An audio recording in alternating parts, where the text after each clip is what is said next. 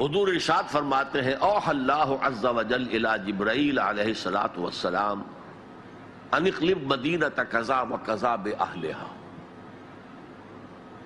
اللہ تعالیٰ نے وحی کے ذریعے سے حکم دیا حضرت جبرائیل کو کہ فلاں فلاں بستیوں کو الٹ دو، تلپٹ کر دو۔ جیسے سدوم اور عامورہ کی بستیوں پر عذاب آیا تھا، ویسا عذاب ان بستیوں کے اوپر لے آؤ۔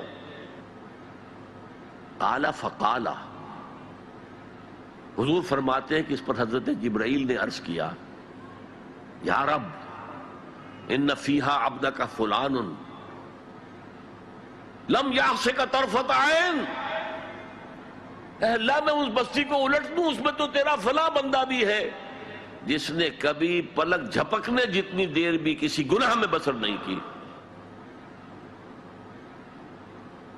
اب آپ کسی آدمی کی نیکی کا تصور کیجئے، یہ گواہی دینے والے کوئی کرائے کے گواہ نہیں ہے جو عدالتوں میں پھرتے رہتے ہیں، جو چاہو گواہی دلوا لو، اتنے پیسے چاہیے۔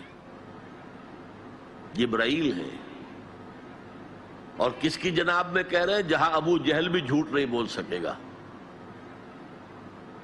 یا رب ان فیہا عبدک فلان لم یعصک طرفۃ عین، الٹ دوں اس بستی کو۔ اب جواب سنیے، قال فقال، حضور فرماتے ہیں اس پر اللہ نے فرمایا اقلبھا علیہ وعلیہم، الٹو اس بستی کو، پہلے اس بدبخت پر اور پھر دوسروں پر۔ فإن وجہہ لم یتبعر فی ساعۃ قط، اس لیے کہ میری غیرت کی وجہ سے کبھی اس کے خون نے جوش نہیں مارا، اس کا چہرے کے اوپر خون نہیں آیا۔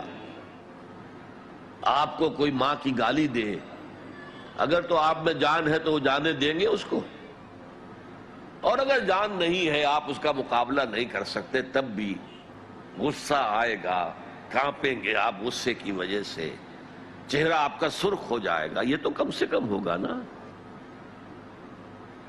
لیکن یہ اللہ کا بندہ اپنی نیکی میں لگا رہا، اس نے دیکھا نہیں ماحول میں کیا ہو رہا ہے، ماحول میں اللہ کی شریعت کی دھجیاں بکھیری جا رہی ہیں، ماحول میں اللہ کے حکام پاؤں تلے روندے جا رہے ہیں، یہ لگا رہا تو فقط اللہ اللہ اللہ۔